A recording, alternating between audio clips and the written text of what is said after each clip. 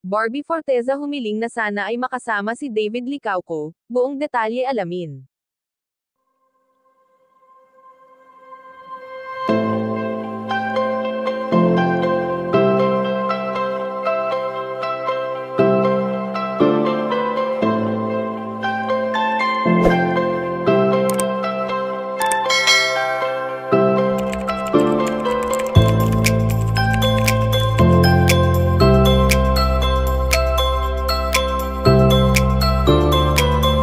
Muli ngang nagbigay kilig ang tambalang Barda sa maraming mga taga-suporta na kung saan ay makikita natin ang saya nila para sa isa't isa na kahit kailanman ay hindi nila itinago.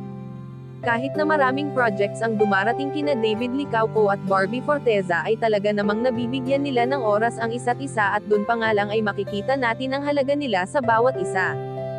Samantala narito ang isa sa lubos na nagpakilig sa mga netizens ang naging speech ni Binibini at sinabing, "Hello po, good evening po.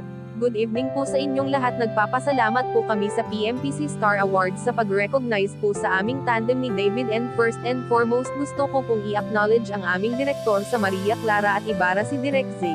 Siya po ang nagsilang ng Pilay Love Team. Napakahusay na direktor, maraming salamat." Tama nga ang sabi nila, good things happen when you least expected, and for me that's David.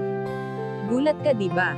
Sobrang saya ko dahil ang saya niya ka-work, and ngayon nakikita ko na ang laki ng growth niya as an actor, and I can't wait to see him more and to see him grow as an actor, at sana ako pa rin ang kasama niya.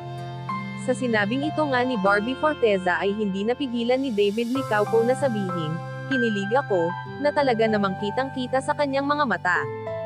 Kayo mga ka-chika, anong masasabi niyo dito? Please leave the comment and don't forget to subscribe.